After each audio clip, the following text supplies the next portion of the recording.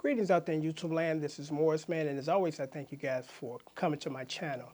And today on the set of Tell It Like It Is, my talk show, but I thought that I would do something special as far as a quick video for up-and-coming musicians.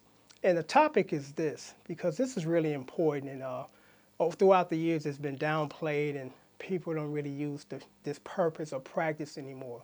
But any old school guitar player or musician would tell you, how did they actually learn how to play their instrument? And it comes from years of practicing along with the record. And then I guess the name or the title of this video would be The Play Along, meaning that you sit down with your favorite song, whether it's a vinyl record or a CD, iPod, or whatever technology they're using today, and you try to play the record that you're listening to. You're sitting there, rewinding it because you made a mistake, rewind it again, try to get that guitar chord right or the rhythm. And years of doing that actually make you a better guitar player or better musician, because a lot of things take place when you're doing things like that and you have no idea. Because for one, when you constantly use a record or play along, unbeknownst to you, you're learning how to stay in the pocket and keep the rhythm, because you have the record as your reference to stay at a certain tempo. When you playing by yourself without any accomplishment, you falling behind the meter, you slowing up, you speeding down, you slowing down, you speeding up, so those things kind of help you. And then another thing, as far as the dexterity, you start to build your strength to play for 6, 7, 8 minutes at a time without making errors. So no, it's really important, because the reason why I put together my channel, or the purpose of my channel is to provide chords for the musicians that can play, that just don't have the chords. They know how to play, they just don't know what chord to use. And some of them at this point in their playing or stage development, they haven't developed their ear yet. But they know, if you tell them this is a C major chord, they know how to play it and know where to go. So it's really important to just try to play along, with the record, because again, you start to build your dexterity, your strength. You start to lock in with the rhythm better, because you got, again, a point of reference where you're supposed to stay at this certain tempo. Because when I first started to do multi-track recordings back into, I think it was like the late 70s, what happened at that time, because what I was trying to do, or my purpose or goal was at that time, was to just basically put down my ideas. I got a bass line, how that's going to sound versus the chords that I'm going to use. And that's really where it started. But after, we're using multi-tracks for a couple of years, I was developing something that I didn't even know I was developing. And what that was my sense for engineering, as far as the volumes, compression, how much reverb to use on the guitar. Don't use any reverb or effects on the bass guitar. Compress it. So I got pretty good. Well, I got to the point I was working in recording studios, because I had a good ear. I know how to work the machines and the boards and the sliding dials, and I worked for really, very cheap. Sometimes I did it for free, because the music was the first priority. It wasn't the money. Later down the line, the profits start to come, because, I got pretty good. And at that point, it's time to get paid. But at that, prior to that, it was about learning, loving what I'm doing. It ain't a matter of the money. It's just a matter of just being able to come into the studio and do what I do.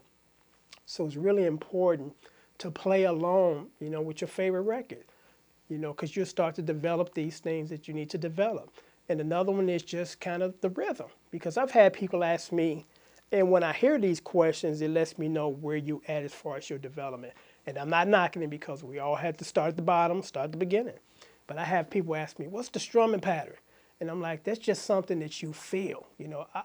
I don't look at, when I read sheet music and when I was first playing, it was down, up, down, up, down, up. I abandoned that, because I'm like, part of my brain has to look at the little up and down arrows. The other part has to look at the notes.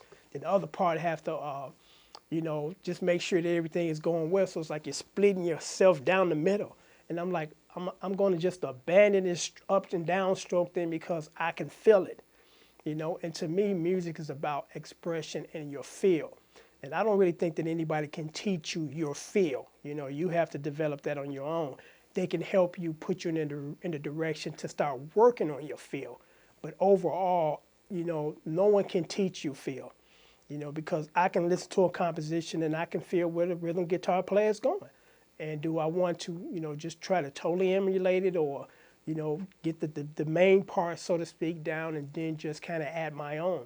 Because sometimes I get this, and again, you're dealing with a lot of people that don't know what they talking about, no, don't know what they're doing. But, the thing is, you didn't play it like the record. Wasn't trying to. Playing it like Morris Man. Hello. But there's some people that just don't get that. I mean, it's totally different. You take a song and take it totally out of content, and nobody even know what it is at this point because you didn't put too much of a stamp on it. But when adding your own little feels here and there, because that's just you, but again, I stress you young guys, pull out that record, that favorite song that you like, and just keep playing. By trial and error, you start to develop some things, and you just constantly get better. So, on that note, I'm just going to basically end this video. But I'm just going to mention this guitar because I mentioned it before. But this is actually, at this point, probably one of my favorite guitars because Dave, the guitar maker, put a brand new neck on it. Because I got this guitar for like $30 because I was so in love with the salmon color. They're very hard to find. And not to be mistaken with pink, because this is pink, this is salmon. So the guy that I bought it from told me that, it's a cheap guitar. I'll give it to you for $30. You might have to do some adjustment. I'm like, no problem. I can adjust the action. I got that guitar. The neck was so funky on it, and the action was so bad I could take my finger and slide it up under here without touching the strings. So I bought another neck, tried to put it on myself. Didn't work. So I said, you know what? I'm going to check out Dave and see what he can do. And Dave put this neck on here. This neck is just beautiful.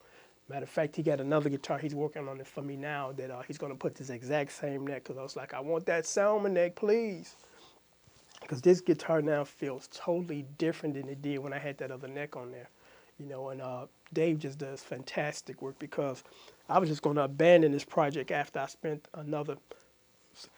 it's only like $40 on another neck, which is not a big investment, but I was like, I'm not going to just keep buying stuff and it ain't working. So I'm glad that I hung in there because this is like right now probably my favorite guitar out of my collection.